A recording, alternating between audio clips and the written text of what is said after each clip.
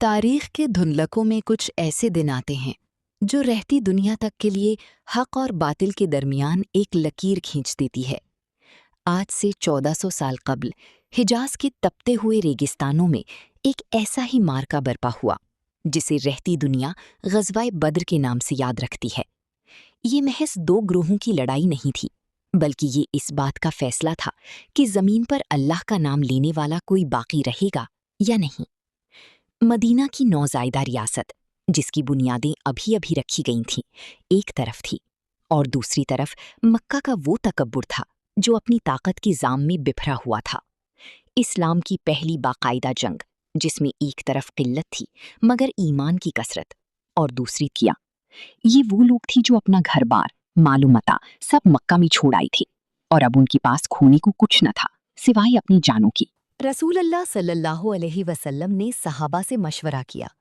آپ صلی اللہ علیہ وسلم چاہتے تھے کہ ہر فیصلہ باہمی رضامندی سے ہو۔ مہاجرین نے تو پہلے ہی سب کچھ قربان کر دیا تھا، مگر نظریں انصار پر تھیں، کیونکہ یہ ان کی سرزمین کے قریب کا معاملہ تھا۔ تب قبیلہ اوس کے سردار حضرت سعد بن معاذ کھڑے ہوئے، اور ان کے الفاظ نے فضا میں بجلیاں بھر دیں۔ انہوں نے عرض کیا، یا رسول اللہ، شاید آپ کا اشارہ ہماری طرف ہے۔ خدا کی قسم، ہم وہ قوم نہیں جو مشکل وقت میں پیٹھ دکھا دے۔ اگر آپ ہمیں حکم دیں کہ ہم گھوڑے سمندر میں ڈال دیں تو ہم میں سے ایک بھی پیچھے نہیں ہٹے گا۔ ہم آپ کے دائیں بائیں، آگے اور پیچھے سے لڑیں گے، اور دشمن آپ تک پہنچنے سے پہلے ہماری لاشوں سے گزرے گا۔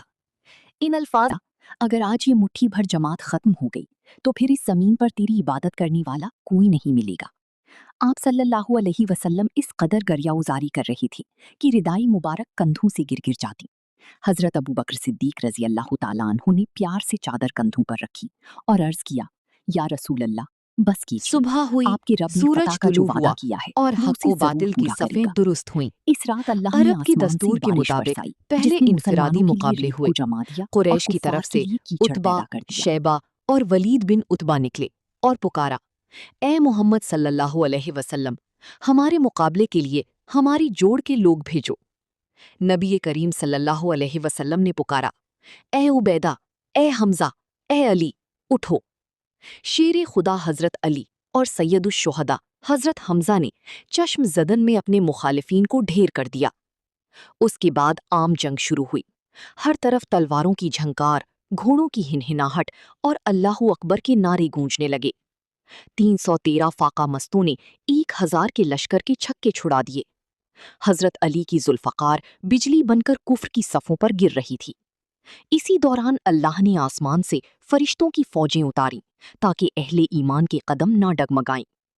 حصہ ششم، فرعون مکہ کا عبرتناک انجام۔ اسی جنگ کی ہنگامی میں دو کم عمر بھائی معاذ اور معوذ حضرت عبد الرحمن بن عوف رضی اللہ تعالیٰ عنہ کے پاس آئی اور دبی آواز میں پوچھا، چاچا جان، ہمیں وہ ابو جہل دکھا دیں جو ہماری نبی صلی اللہ علیہ وسلم کی شان میں گستاخی کرتا ہے۔ جب انہیں اشارہ ملا تو وہ عقاب کی طرح جھپٹے اور پہرے داروں کی حصار کو توڑ کر ابو جہل پر حملہ کر دیا۔ ان ننھے مجاہدوں نے مکہ کے سب سے بڑی سردار کو زمین پر گرا دیا۔ بعد میں حضرت عبداللہ بن مسعود رضی اللہ تعالیٰ عنہ نے اس کا سر قلم کر دیا اور یوں کفر کا غرور مٹی میں مل گیا۔ حصہ ہفتم، فتح مبین اور پیغام ابدی۔ شام ہوتی ہوتی بدر کا میدان مشرکین کی لاشوں سے بھرا ہوا تھا۔ 70 کفار ماری گئے اور 70 قید ہوئے۔ مسلمانوں کی صرف 14 خوش نصیبوں نے جامی شہادت نوش کیا۔ یہ فتح محض ایک فوجی جیت نہیں تھی، بلکہ یہ اسلام کے حق ہونے پر مہری تصدیق تھی۔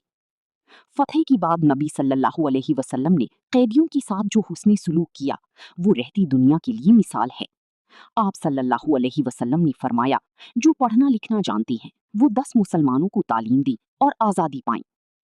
بدر کی یہ داستان ہمیں آج بھی یہ سبق دیتی ہے کہ فتح تعداد، اسلحے یا وسائل سے نہیں بلکہ خدا پر کامل یقین اور سچی جذبے سے ملتی ہے۔ جب انسان حق کے لیے کھڑا ہوتا ہے تو کائنات کی تمام قوتیں اس کی مدد کے لیے اتر آتی ہیں۔